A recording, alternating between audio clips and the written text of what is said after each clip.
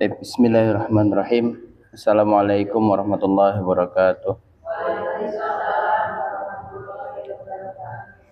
Al-Fatihah. A'udzu billahi minasyaitonir rajim. Bismillahirrahmanirrahim. Alhamdulillahi rabbil alamin arrahmanir rahim maliki yaumiddin iyyaka na'budu wa iyyaka nasta'in ihdinas siratal mustaqim siratal ladzina an'amta 'alaihim ghairil maghdubi 'alaihim waladdallin. Alhamdulillah, puji syukur kehadirat Allah Subhanahu wa taala, kita masih bisa diberikan nikmat iman, nikmat Islam, nikmat bisa bermuajahah dan bermujalasah di majelis ilmu. Majelis yang mudah-mudahan Allah Subhanahu wa taala berikan rahmat, berikan ampunan, berikan hidayah pada kita semua agar kita senantiasa selalu berada dalam kondisi taat dan mengerjakan kebaikan. Amin ya Allah ya rabbal alamin. Baik, alhamdulillah, hari ini insyaallah kita akan memulai ya dengan tadabbur ayat Quran surah At-Taubah ayat 105. Nah, boleh dibuka Ibu. Kalau ada yang di HP-nya Al-Quran boleh dibuka lewat HP. Yang nggak ada Al-Quran di HP-nya boleh lihat Al-Qurannya. At-Taubah ayat 105. At-Taubah ayat 105.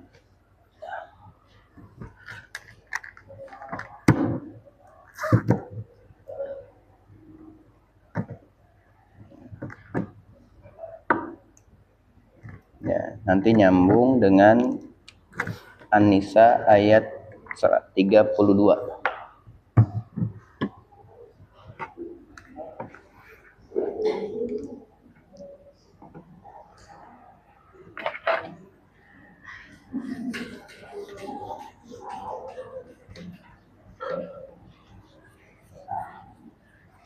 Bismillah ya.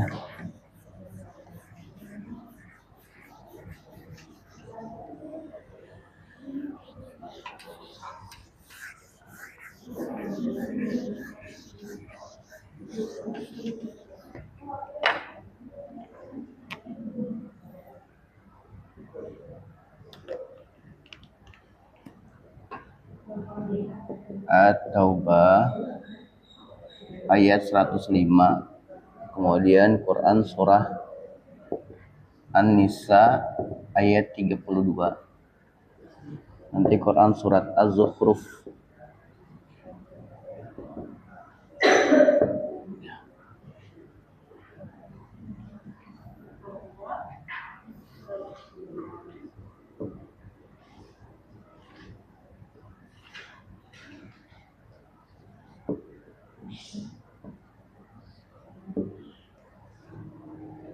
atau ayat 105. Ada?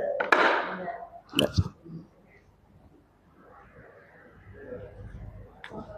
Kita terus dulu ayatnya ya.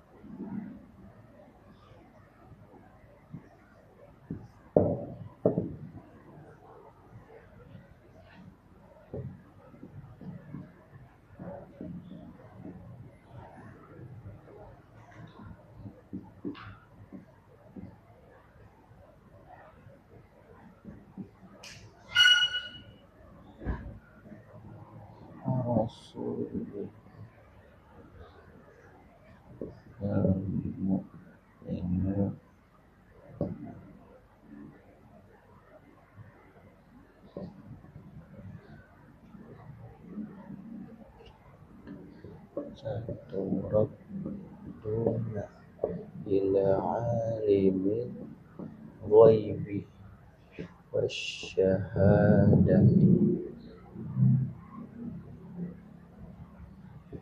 fayunabbi'ukum bima kuntum ta'malun. Al-Quran surah At-Taubah. Ya. Quran surah At-Taubah ayat 105. Baik, bismillah ya. Wa qul i'malu fasayarallahu 'amalakum wa rasuluhu wal mu'minun wa saturadduna ila 'alimil ghaibi wasyahadah fayunabbi'ukum bima kuntum ta'malun.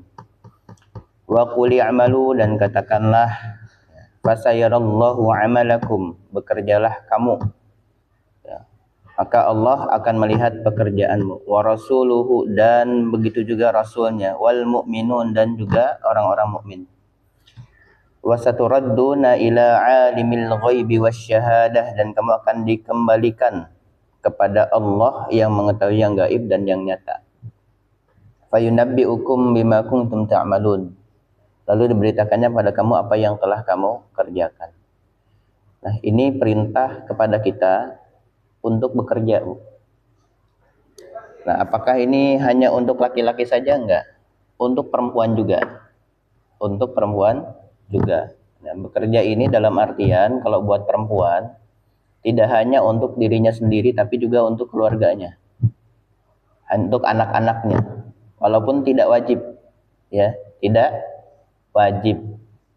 Tapi diupayakan setiap kita seorang mukmin itu harus bekerja.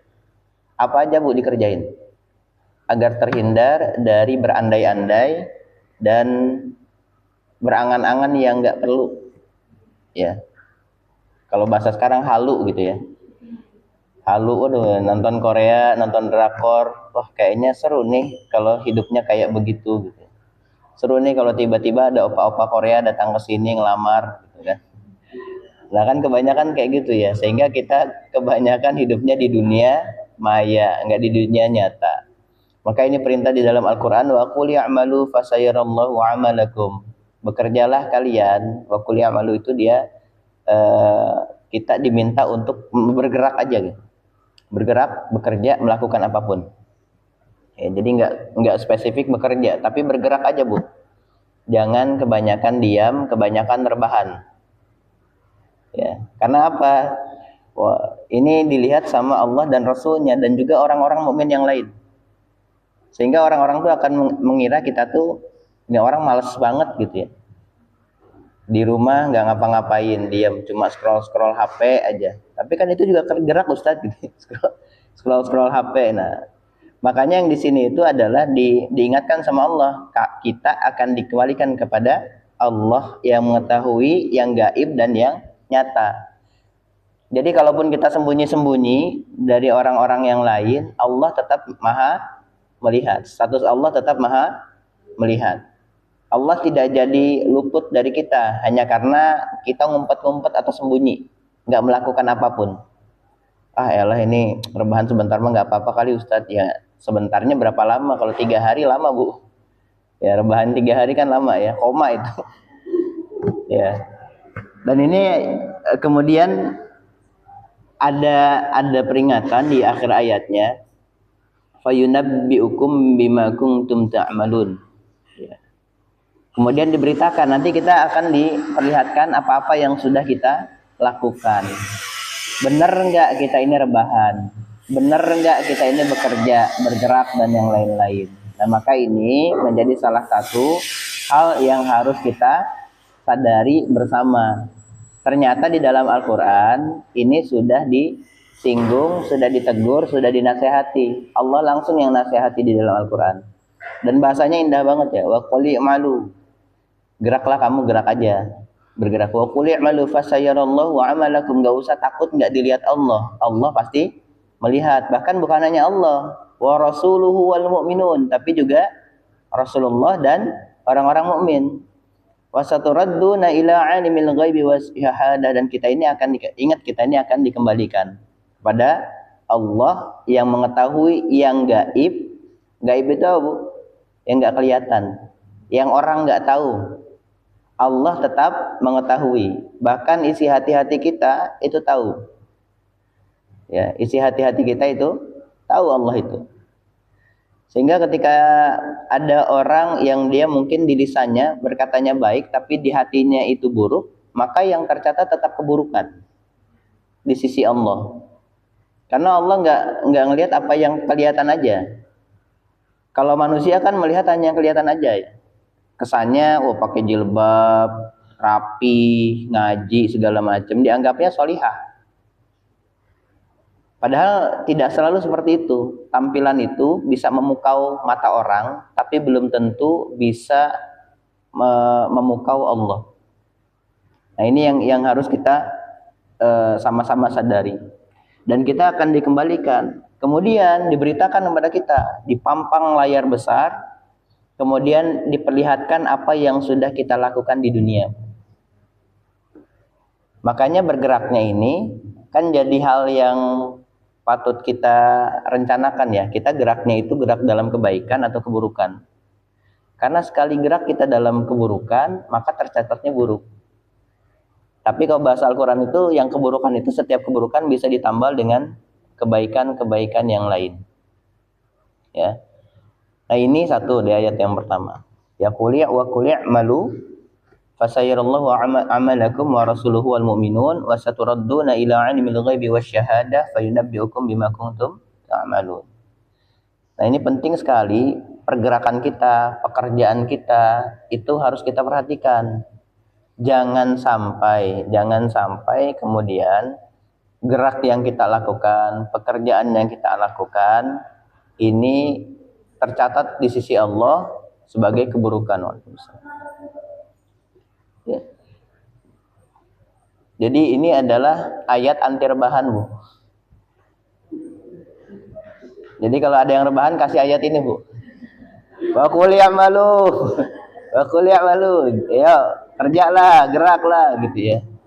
Jadi agak kerenan sedikit gitu. Jadi kalau misalkan anaknya berbahan, wa qul i'malu gitu. Wah, mama itu dari mana? Ya. Jadi yang penting bergerak, Bu. Yang penting bergerak. Kenapa kita harus bergerak? Jawabannya nanti ada di surat An-Nisa ayat 32. Ya, An-Nisa ayat 32. Kita itu masing-masing punya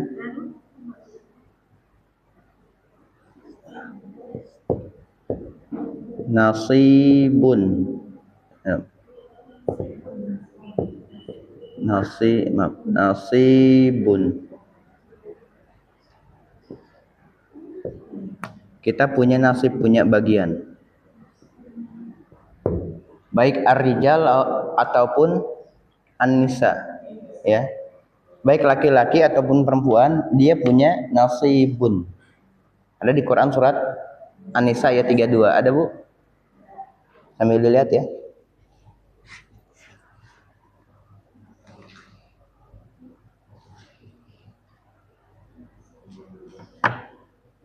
Sambil dicek. Nah, pagi-pagi tadabbur ayat kan supaya nggak rebahan. Ya. Ada An-Nisa ayat 32?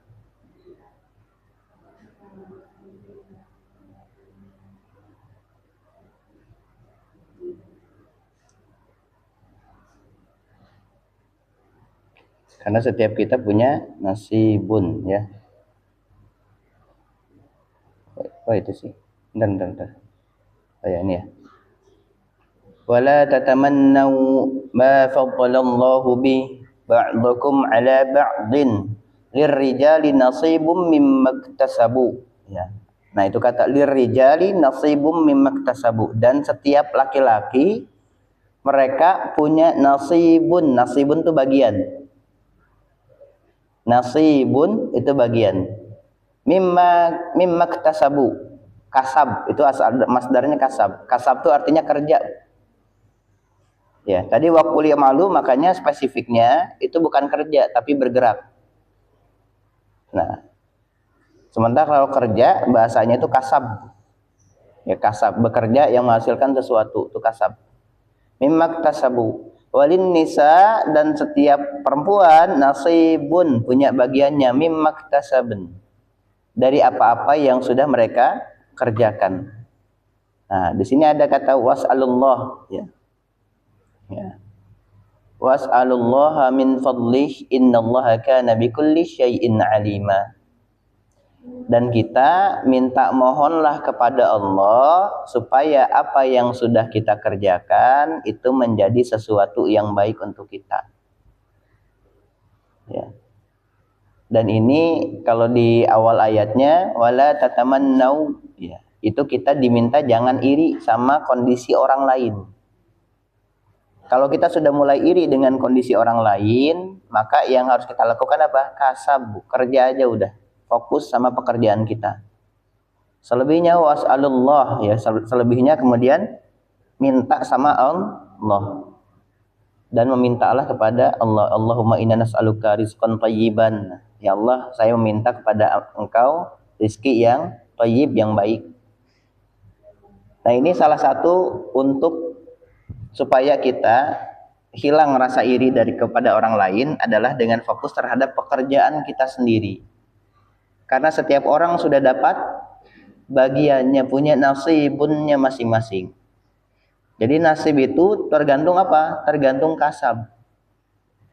Sebab nasib ibu seperti ini adalah sebab pekerjaan ibu tuh masih seperti itu. Jadi setiap apa ya, kalau di dalam Al-Quran itu bahasanya setiap sesuatu itu punya tanda. Kalau mau hujan tandanya apa Bu? Mendung. Kalau kemarau tandanya panas. Setiap kejadian itu ada tanda-tandanya. Kalau ada Shopee berarti tandanya belanja. Setiap kejadian ada tanda-tandanya. Maka kita yang mesti peka terhadap kejadian yang menimpa kita semua. Ini tandanya apa nih? Gitu. Makanya kata Ali bin Abi Thalib itu hidup itu cuma 2 hari. Hari ini, hari besok. Kalau hari ini dunia lagi berpihak pada kita, diminta jangan bangga. Gak usah bangga dan jangan gegabah. Tapi kalau misalkan besok dunia nggak memihak lagi pada kita, maka kita diminta buat sabar, karena dua-duanya ujian. Dua-duanya ujian. Ya kemarin kisah Nabi Sulaiman dengan Nabi Ayyub alaihissalatu wassalam. Yang satu diuji dengan harta, satu diuji dengan kesengsaraan. Tapi dua-duanya ujian. Nah, Ibu sekarang diujinya yang mana nih? Diuji dengan harta atau kesengsaraan? Sengsaranya udah sesengsara Nabi Ayyub belum? Ya, jangan. Ditinggal pasangan, banyak Bu. Ya, yakin bisa gila kalau mungkin. Kalau sekarang kena mental bahasanya tuh ya. Kalau sekarang masuk kena mental. Nah, makanya ini jawabannya ada di situ. Jadi Al-Quran itu kalau misalkan kita tadaburi dari satu ayat ke ayat yang lain, itu seolah-olah ini tuh ada tuh 1400 tahun yang lalu. Tapi masih relate dengan kejadian sekarang. Hidup kita akan tenang kalau seandainya tuh kita rujukannya sama Al-Quran. Makanya kalau sering dibaca, sering nemu ayat, kemudian dibaca, minimal baca terjemahannya lah. Karena kalau tafsir beda lagi ya, tafsir itu harus sesuai dengan pendapat ulama. Tapi kalau tadabbur itu kita lihat di mana yang sesuai dengan konteks kehidupan kita. Biasanya begitu dibuka, dibaca, itu yang sebetulnya terjadi dengan kita. Jawabannya, solusinya ada di situ. Apakah kita sedang iri sama orang, sedang nggak suka sama orang gitu ya. Jawabannya selalu ada di dalam Al-Quran. Atau kita sedang jadi objek yang diserang sama orang, sama omongan orang gitu kan. Kemarin di surah Al-Hijr ayat 97 sampai 99. Nah, makanya di Al-Quran itu semuanya ada. Maka tergantung kita mau memakai Al-Quran ini sebagai panduan atau hanya sebagai pajangan. Panduan atau pajangan. Nggak harus langsung, wah saya langsung hafal Al-Quran kalau gitu Ustaz. Jangan dulu ya. Tapi minimal istiqomah dulu membaca Al-Quran. Istiqomah itu penting, Bu. Karena istiqomah itu qararu ilmi, bukan qarari nafsi. Istiqomah itu dia keputusannya keputusan ilmu, bukan keputusan nafsu. Contoh keputusan nafsu itu gini. Kita terbiasa baca Al-Quran tiap hari. Ya. Satu waktu di jam tersebut yang kita biasa baca, misalkan habis subuh umpamanya dari jam 5 sampai setengah 6. Tiba-tiba kita dengar anak kita sakit, panas, demam tinggi. Ibu lebih pilih melanjutkan baca Quran atau antar anak ke dokter? Antar anak ke dokter itu pakai ilmu namanya. Tapi kalau pakai nafsu, ibu akan tetap baca Al-Quran tuh. Tunggu ya nak, setengah jam doang ibu.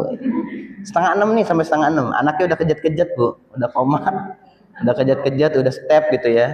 Ibunya bentar satu ayat lagi gitu. Itu keputusan nafsu. Maka setiap istiqomah itu mesti melahirkan kebaikan yang baru. Maka istiqomahnya benar. Kalau istiqomah yang ibu lakukan itu tidak melahirkan kebaikan yang baru, namanya istiqomahnya keputusan nafsu. Dan setiap kebijakan, setiap keputusan yang didasari karena nafsu, maka itu nggak kekal. Tidak kekal. Maka istiqomah itu harus melahirkan ziyadatul khair, bertambahnya kebaikan dari apa yang telah kita lakukan. Ibu rajin duha, segala macam. Niatnya buat apa, Bu? Rajin duha niatnya buat apa? Supaya dimudahkan rezeki gitu ya. Ya, karena tahu keutamaan sholat duha. Tapi kalau seandainya nggak dapat rezeki, padahal duhanya terus, lama-lama jadi apa? Kan lama-lama jadi gugat Allah ya. Ya Allah, saya udah duha setiap hari, 3 bulan, 3 tahun, 10 tahun saya duha ya Allah, nggak pernah putus. Kenapa rezeki saya gini-gini aja? Nah, kan digugat Allahnya ya. Benar nggak? Maka alasan terbaik kita sholat sunnah itu adalah untuk nambal sholat wajib yang tidak sempurna, itu kata ulama. Jadi bukan mengingat kebaikan rezeki, itu bonus Bu, kesekian. Karena kalau ibu tujuan utamanya itu sekalinya itu enggak rezekinya gini-gini aja, ibu akan gugat sama Allah. Ya, itu ibu akan gugat sama Allah. Makanya nih penting kita mengetahui niat awal dari apa yang akan kita lakukan. Ya, niat awal dari apa yang kita lakukan. Niatnya tuh kalau memang karena Allah, ibu nggak akan berhenti karena manusia. Ibu nggak akan berhenti karena hal lain. Ibu nggak akan berhenti karena melakukan hal-hal yang menurut ibu kayaknya ini nggak deh. Gara-gara ini saya ini gitu. Gara-gara sholat duha saya nggak bisa ngantar anak. Padahal ngantar anak tuh lebih utama dibandingkan sholat duha. Karena duha itu walaupun istiqomah itu harus melahirkan kebaikan yang baru. Duhanya ditinggalkan, tapi gini ya, ada riwayat begini. Kalau kita sudah terbiasa melakukan amalan itu, sekali 2 kali itu ditinggalkan, kita tetap dapat pahalanya. Tapi ditinggalkan itu dalam kondisi yang kondisi ibu beralih ke kebaikan yang lain, bukan ke keburukan. Misalkan biasa sholat duha tiba-tiba main gaple, pakai duit, gitu. Bentar ya, cuma sekali doang Ustaz, ditinggal ngapain main gaple. Nah hal kayak begitu itu nggak bisa disamakan, jadi harus setara, ada levelnya, ada level kesetaraan. Makanya ini penting ya, kita memahami setiap kita ini punya nasibun, punya bagian-bagiannya. Wah lu mah enak nasibnya jadi orang kaya, belum tentu enak Bu. Yang kelihatan sama kita adalah tampilan luarnya. Saya kalau dengar cerita Habib itu sebulan 122 titik, saya nggak bisa. Pulang malam, berangkat pagi lagi gitu. Dan beliau cerita, sebetulnya saya menerima tamu cuma dari jam 12 malam sampai jam 1 pagi, setengah 2 paginya berangkat lagi. Tapi dengan pencapaian beliau bilang, saya punya ini. Wajar kitanya kan, karena tahu seperti itu dan kita nggak bisa mengikuti. Dan kita lebih tenang seperti itu sebetulnya. Karena setiap bagian kita sudah punya bagiannya, teman kita sudah punya bagiannya. Jika kalau teman kita beli kulkas, beli mobil, beli jet gitu. Itu kita nggak akan jadi susah hati. Alhamdulillah akhirnya teman saya bisa kebeli juga mobil. Nah, ini ya mudah-mudahan usahanya lancar. Tinggal doain yang baik-baik. Ketika kita mendoakan yang baik-baik, maka malaikat akan doa juga wa anta kadzalik, dan begitu juga dengan kamu. Kalau doanya buruk, ya sama wa anta kadzalik. Jadi boleh nggak doa yang buruk-buruk? Kalau ke pemerintah, Bu. Boleh nggak? Saya direkam lagi. Boleh nggak ke pemerintah doa yang buruk-buruk? Pemerintah gini-gini, Pak. Parah ya. Nah, sekarang Az-Zukhruf ayat 32, Bu, coba lihat. Ya, Az-Zukhruf ayat 32. Ya. Surah Az-Zukhruf, surah keberapa ya itu ya? Surat 43 ya.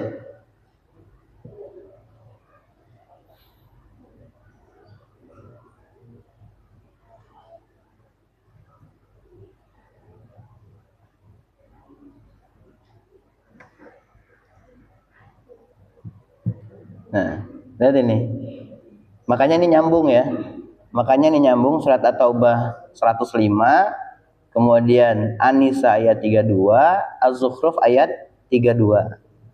Mudah mengingatnya, Bu. Ini teguran bagi orang-orang yang dia menggugat Allah setelah tahu dirinya nggak dapat bagian yang sama dengan temannya, dengan orang lain. Ahum yaqsimuna rahmat rabbik. Apakah kamu nyangka Allah itu ngebagi-bagi rahmat? Ya. Sesungguhnya Allah sudah menentukan, kami telah menentukan antara mereka penghidupan mereka dalam kehidupan dunia, dan kami telah meninggikan sebagian mereka atas sebagian yang lain beberapa derajat. Nah, kenapa ditinggikan beberapa derajat? Agar sebagian mereka dapat mempergunakan sebagian yang lain. Kalau tidak ada orang kaya, nggak ada yang mengerjakan orang miskin. Dan kalau nggak ada orang yang miskin, yang orang kaya kerja sendiri. Dan itu nggak bisa. Kenapa bisa dia jadi kaya? Karena ada orang miskin. Kenapa orang miskin bisa seperti itu? Karena ada orang kaya. Kita nggak bisa disebut kaya kalau nggak ada orang miskin. Kita nggak bisa disebut miskin kalau nggak ada orang kaya. Semuanya punya perbandingan. Dan memang Allah sendiri yang kemudian meninggikan sebagian yang lain di antara kita. Untuk apa tujuannya? Untuk membantu saudaranya yang dia kesulitan. Sekarang kalau kita bayangin aja dulu, Bu. Semua orang kaya di dunia ini. Gajinya sama 1 miliar sebulan. Rumahnya sama. Kira-kira saling butuh nggak? Nggak saling butuh mereka. Akan saling bertanya nggak? Ya. Masing-masing. Mereka ada yang bekerja sama mereka nggak? Nggak ada. Mereka ngerjakan semuanya sendiri. Maka konsep itu nggak dikenal dalam lingkungan sosial. Jadi kalau ada orang yang lebih kaya, ada orang yang lebih miskin, itu sudah jadi qadarullah, sudah jadi kadarnya Allah. Tapi bisa nggak orang miskin jadi kaya? Bisa. Bisa orang kaya jadi miskin? Bisa. Sangat bisa. Contohnya pekan lalu kita contohkan Nabi Sulaiman itu dari kaya sekali, itu panik pada saat hartanya berkurang. Nabi Ayub dengan kemiskinan yang luar biasa, kesengsaraan yang luar biasa, beliau tetap tenang. Sampai takdir Allah kemudian memberikan Nabi Ayub kondisi seperti semula, beliau kaya lagi. Nah, makanya di sini yang paling sulit adalah kalau kita terlahir jadi orang kaya, kemudian tiba-tiba miskin, itu rasa susahnya nggak bisa dibayangkan, Bu. Makanya Nabi Ayub itu kondisinya dari kaya dimiskinkan. Kalau Nabi Ayub biasa miskin, kemudian dimiskinkan banget, nah maka itu nggak akan berasa apa-apa bagi dia. Saya tiap hari nggak makan 3 hari biasa. Saya biasa kerja dalam keadaan lapar, nggak ada masalah. Puasa setiap nggak ada masalah Senin Kamis. Tapi ini kondisinya dari kaya raya tiba-tiba jatuh miskin luar biasa. Ini menjadi contoh bagi kita bahwa hal ini akan sulit dilakukan bagi orang-orang normal. Jadi kalau misalkan ibu kaya raya banget gitu ya, tiba-tiba jatuh miskin, usaha suaminya bangkrut, kemudian sampai beras nggak ada segala macam. Nah itu tuh kelimpungannya luar biasa karena tidak terbiasa. Nah, makanya ini penting bagi kita memahami setiap kita itu ini punya yang namanya rahmat dari Allah. Allah meninggikan ya.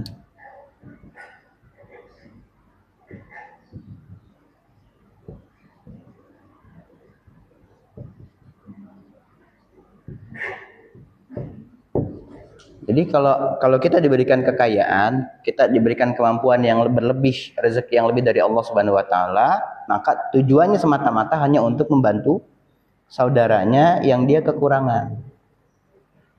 Apapun kelebihan yang ibu punya, itu bantu saudara yang nggak punya. Begitu mestinya. Begitu mestinya.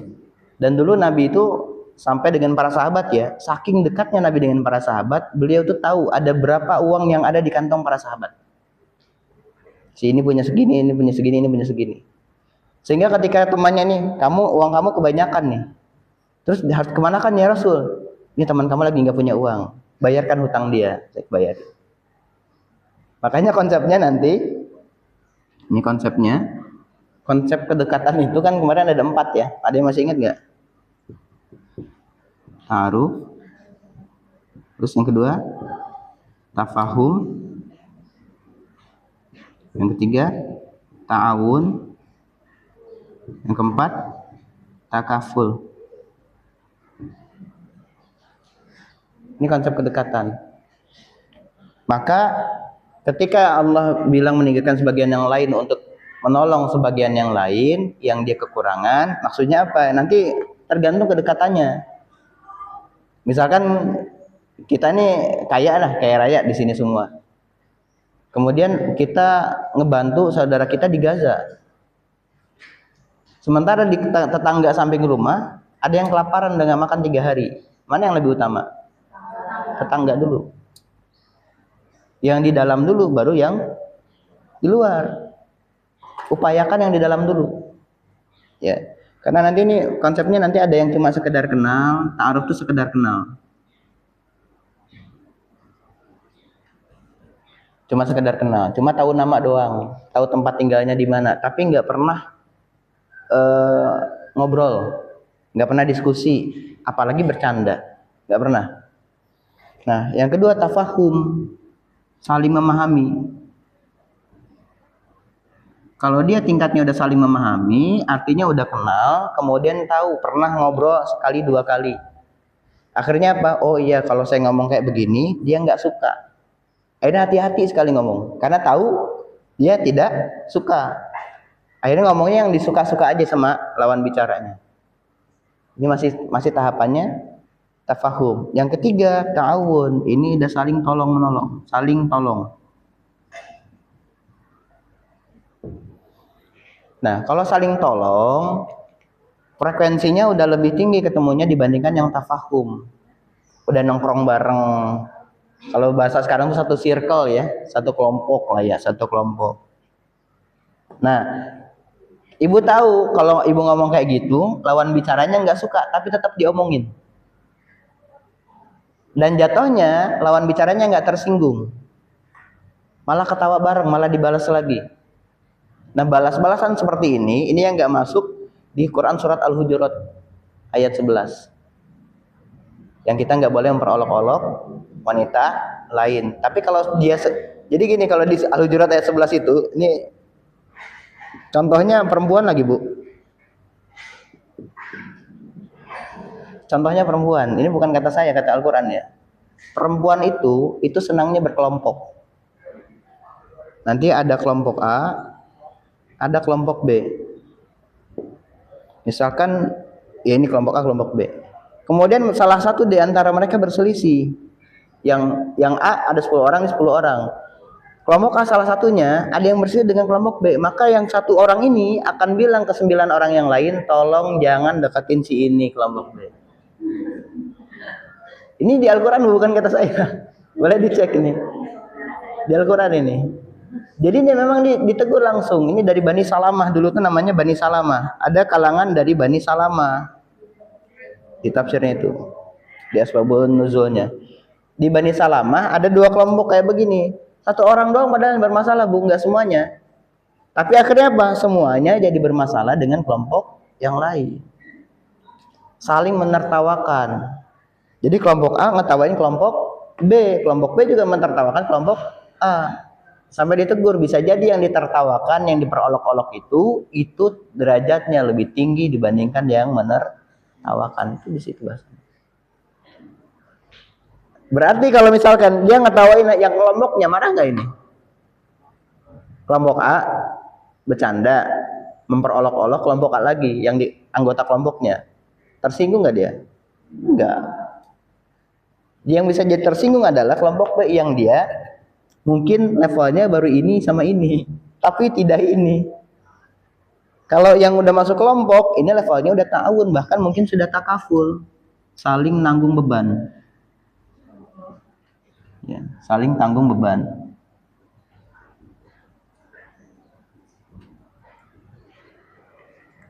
Saling nanggung beban. Ya tadi ada yang bertengkar sama suaminya, cerita sama kelompoknya, dicarikan solusi. Tapi ini ke hal yang baik ya, carikan solusi. Ya.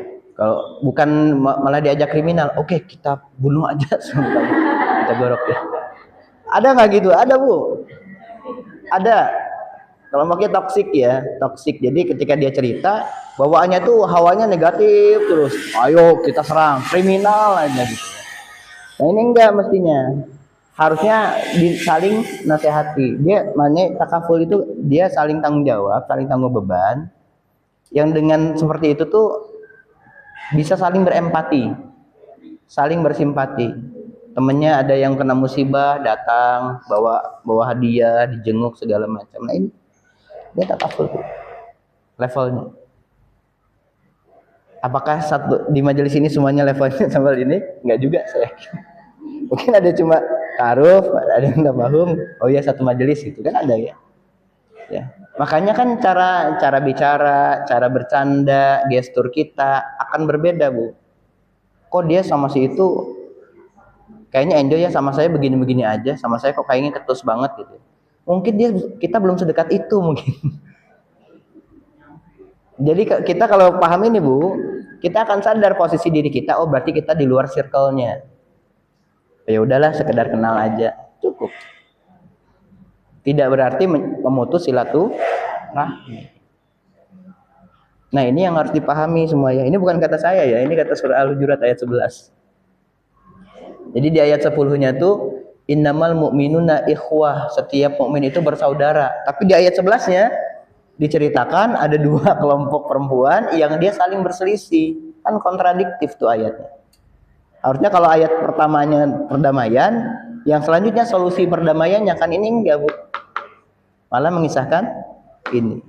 Dan kita dilarang memanggil dengan panggilan yang dia selain panggilan karena Allah. Bahasanya tuh di situ bahasa Al-Qur'annya. Tapi diperbolehkan kalau kita satu circle. Makanya jangan coba-coba saya manggil, oh itu masih ini si Codet biasanya. Karena kita dekat, teman dekat kan, bilang oh itu masih Codet. Nah dia nggak kenal siapa Codet, Bu ini. Oh Bu itu saya kenal, Codet kok namanya Codet. Nah satu kali yang ini manggil Codet, bermasalah nggak itu? Masalah lah, kata itu Codet. Tapi itu yang boleh manggil teman-teman saya aja. Lah berarti saya musuh dong. Kalau bukan teman berarti musuh. Kan anggapannya gitu ya, simpelnya. Makanya ini harus paham masalah ini. Masalah tingkat kedekatan itu. Artinya Allah meninggikan sebagian dari yang lain itu, nanti kita bisa saling bantu kalau sudah sampai level ini. Ta'awun, takaful, ini bisa saling bantu. Makanya kalau ada orang kaya raya, kemudian ibu di sebelahnya, dia kaya raya tapi nggak pernah bantu saya, mungkin ibu belum dekat sama dia. Jadi kurang diingat gitu, kurang diingat akhirnya nggak kebantu. Inilah pentingnya menjaga hubungan sosial di masyarakat. Karena Nabi Rasulullah SAW itu perbedaannya dengan nabi-nabi terdahulu, Rasulullah itu sosialnya lebih tinggi dibandingkan nabi-nabi terdahulu. Contoh, Nabi itu ke pasar sendiri. Untuk apa? Bukan semata-mata sebagai suami yang suami saya nggak pernah pergi ke pasar, Ustaz, beli belanja boro-boro gitu kan. Enggak, Nabi itu ke pasar sendirian, nggak ada bodyguard segala macam, supaya orang-orang yang ada di pasar, mereka yang nggak sempat ke majelis, itu bisa tanya apapun ketika Nabi ada. Kan kalau yang di pasar, gimana nih saya nanyanya Ustadz gimana nih? Gitu. Saya nggak pernah ketemu Ustadz, Ustadznya nyamperin ke sana, pura-pura beli apa gitu. Nabi itu melakukan itu. Kalau Nabi sebelumnya bagaimana? Nabi sebelumnya kemana-mana dikawal. Istilah sahabatnya bahkan punya istilah hawariyun, orang-orang yang dia sahabatnya Nabi Isa. Dan itu jaga kanan kiri depan belakang. Makanya terlalu spesial Nabi Isa itu sampai nggak pernah kelihatan makan. Yang kedua, saking spesialnya, ini jangan-jangan dia anak Tuhan. Akhirnya disebutnya anak Tuhan.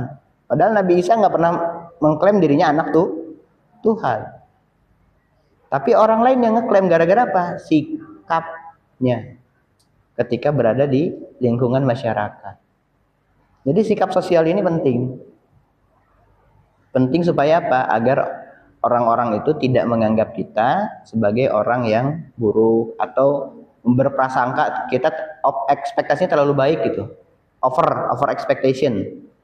Yaitu yang terjadi pada Nabi Isa. Nabi Isa-nya baik, tapi karena nggak pernah bicara, nggak pernah ini, terus di depan belakang, kanan kiri depan belakang itu ada bodyguardnya dari sahabatnya, kalangan sahabat, jalan kemana-mana dikawal. Orang merasa ini tuh terlalu spesial. Maka ekspektasi mereka adalah jangan-jangan beliau ini anak Tuhan. Nah, Nabi nggak seperti itu. Makanya Nabi itu sering nyapa, sering jalan kaki. Sehari Nabi jalan kaki berapa kilo, Bu? 9.000 kilo.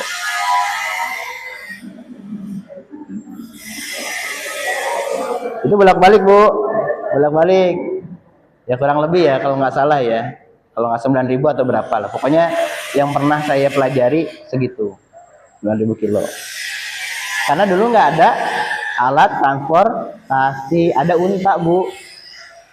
Kasihan untanya, saya jalan kaki aja. Dan Nabi itu kalau jalan kayak orang lagi nurunin bukit, jadi cepat banget. Jalannya pelan, tapi tahu-tahu udah di mana gitu. Itu di riwayatnya ada. Jadi kalau Nabi jalan itu di kitab Syama'il Muhammadiyah itu, Nabi kalau jalan itu kayak nurun.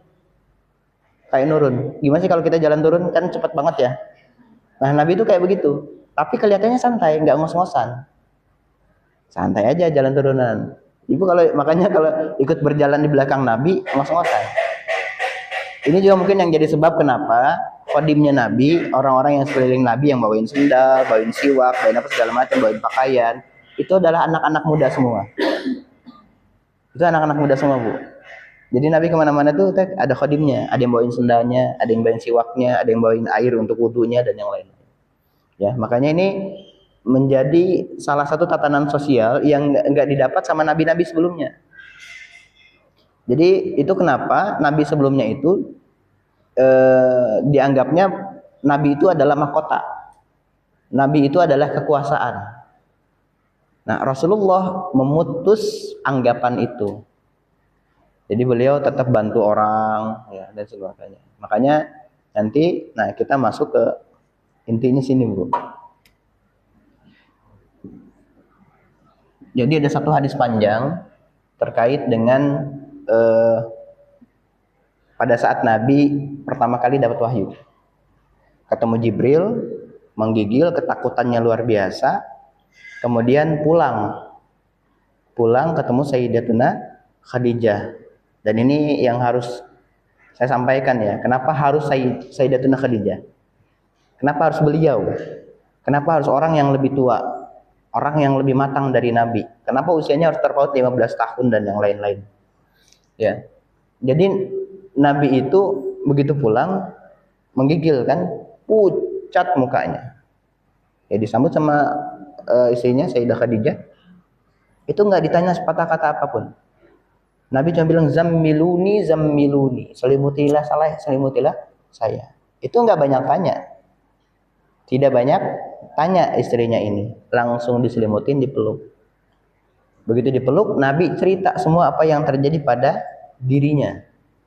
Ceritain begini, saya ketemu Jibril, diminta jadi nabi, jadi rasul begini-gini. Waduh, ini gimana ya? Akhirnya beliau bilang, laqad khasyitu.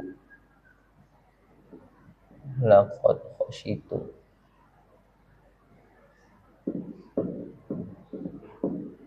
Khasyitu ala nafsi.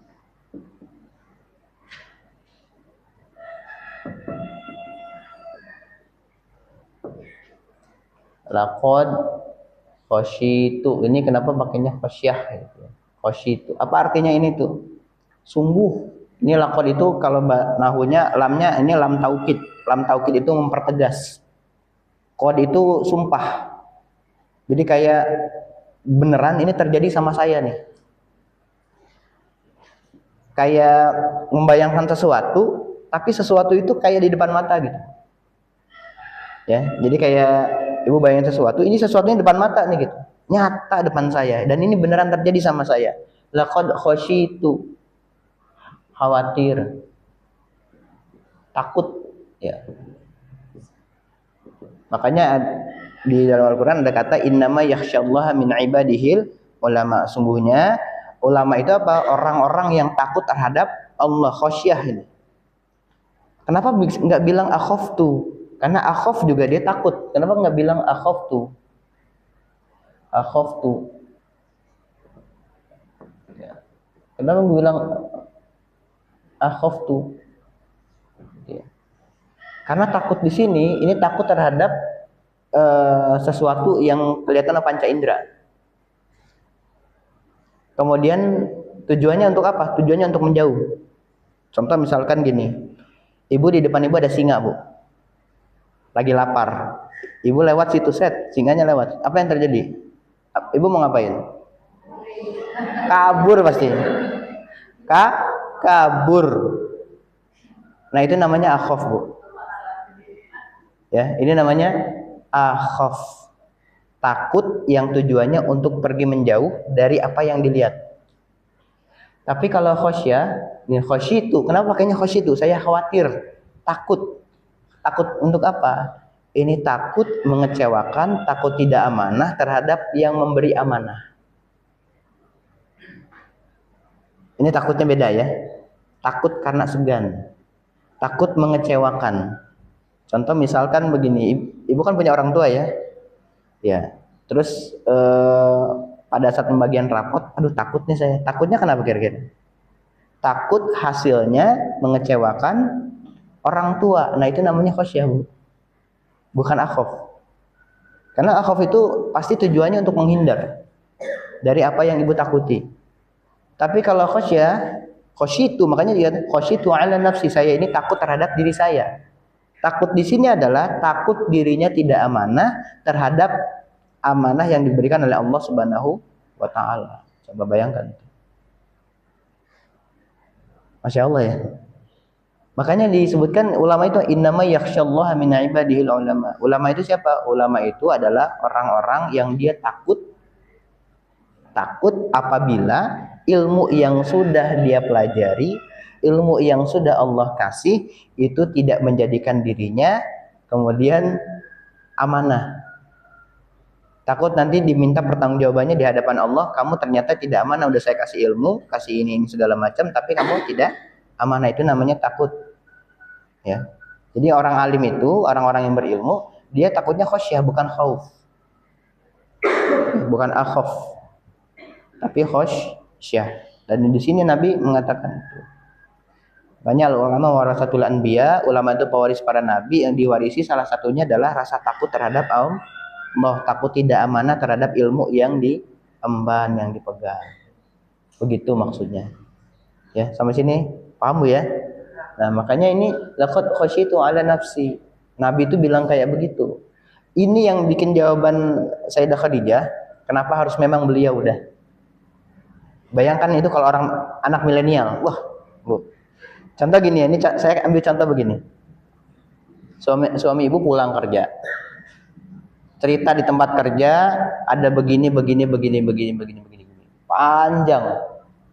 Terus apa balasannya? Ya, Papa di situ cuma segitu. Mama dong beres-beres di rumah dari pagi. Udah masak, udah nyuci, nyetrika, belum mandiin anak segala macem. Yang papi rasain nggak ada sepupu sama yang mama rasain. Kira-kira apa yang terjadi, Bu?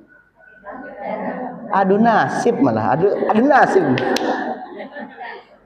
Malah adu nasib, padahal setiap orang sudah punya bagiannya, laki-laki punya bagiannya, perempuan punya bagiannya. Jadi nggak bisa diadu, nggak bisa dibandingin. Ini Al-Quran sudah menjawab itu, tidak bisa dibandingkan. Tapi ini jawabannya Sayyidah Khadijah. Makanya kekuatan kata-kata itu powerful. Dengan kata-kata orang bisa bunuh orang. Dengan kata-kata orang juga punya alasan buat hidup lagi. Ya. Apa kata Sayyidah Khadijah? Tidak mungkin. Wallahi ya, wallahi gitu. Jadi udah kenal wallahi dulu tuh. Cuma belum tahu hakikat Allah tuh kayak gimana. Wallahi, Allah tidak akan merendahkan Anda. Jadi maksudnya apa? Maksudnya adalah Anda tuh terpilih karena memang Anda lah orang yang terpilih. Dan mustahil, demi Allah, mustahil Allah kemudian merendahkan Anda. Maksudnya merendahkan apa? Bikin susah nanti di kemudian hari. Nggak mungkin Allah nggak nolong. Kenapa? Disebutin alasannya. Karena Anda itu adalah orang yang tasilur rahim, orang yang sering menyambung silaturahmi, orang yang sering menanggung beban orang lain, orang yang rajin membantu orang yang nggak punya, orang yang dia baik terhadap tetangga. Disebutin semua kebaikan suaminya.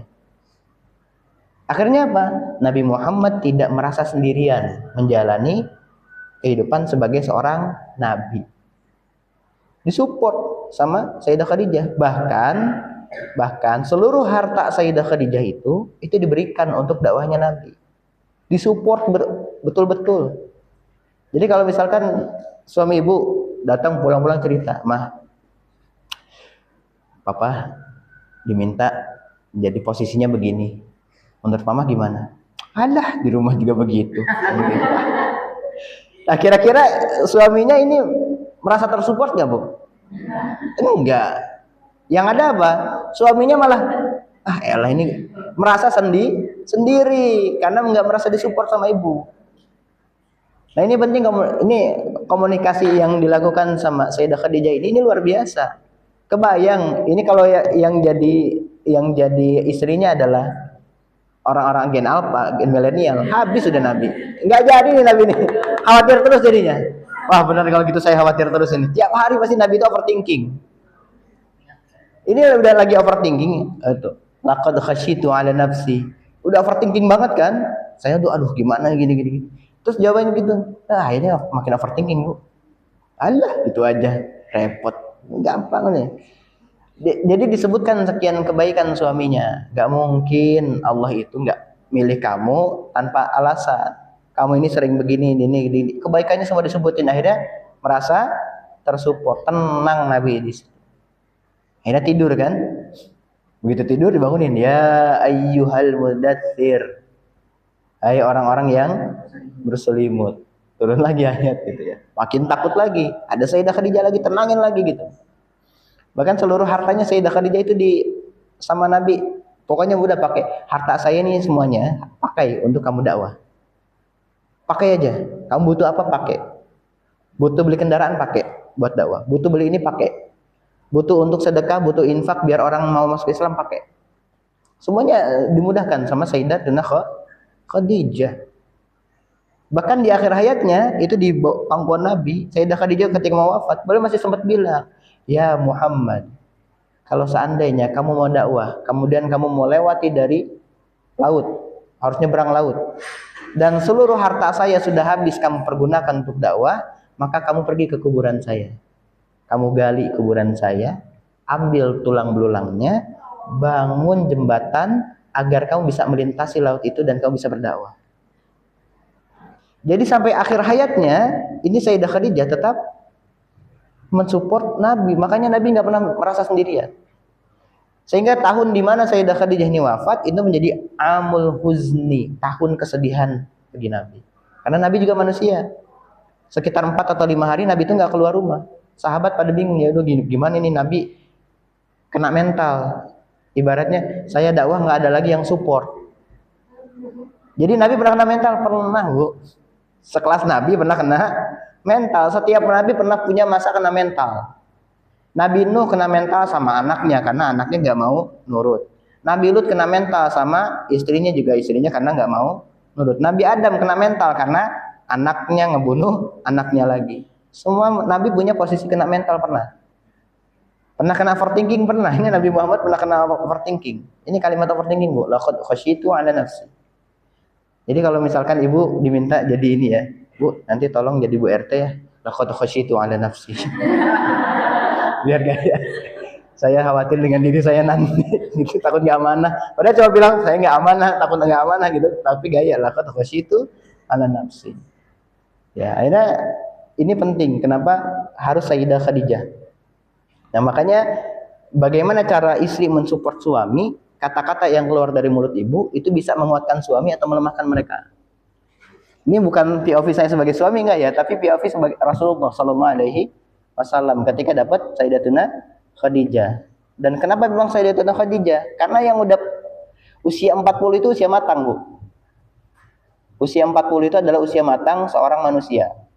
Di surat Al-Ahqaf ayat 15 bahkan disebutkan itu adalah usia di mana seluruh amalan kita itu sudah mulai sempurna. Usia 40. Ada yang udah usia 40? Ada udah lebih. Ada udah lebih ya. Itu udah sempurna, udah punya kematangan mental, psikologi, pemikiran. Sehingga kalau mengucapkan segala sesuatu itu dipikir dulu, nggak asal ngomong. Nah, ini yang dilakukan sama Sayyidatuna Khadijah. Bayangkan kalau itu Sayyidatuna Aisyah. Wah, kacau itu. Nabi pasti kena mental duluan itu. Makanya kata Nabi nggak ada yang seperti Khadijah.